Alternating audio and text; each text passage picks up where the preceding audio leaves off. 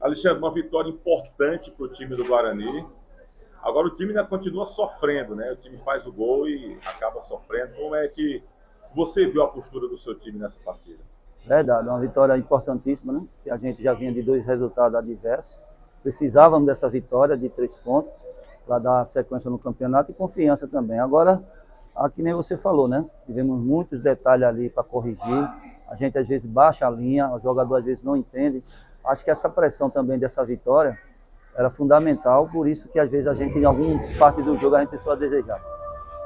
Muda para você assim muita coisa essa história de sair do Romeirão, vir jogar aqui no Inaldão?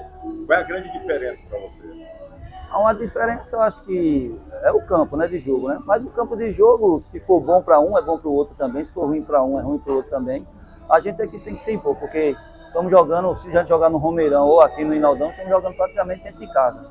E esses pontos têm que ser valorizados.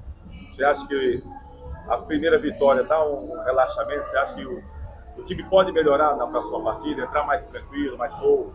Pode sim melhorar a parte psicológica, né? Já saiu essa vitória que a gente estava precisando, mas a gente tem que sempre buscar a vitória porque é um campeonato que somatório, né? Eu acho que hoje estamos em segundo colocado na tabela, né? A gente iniciou o jogo, a gente era o lanterna, para você ver como é a competição.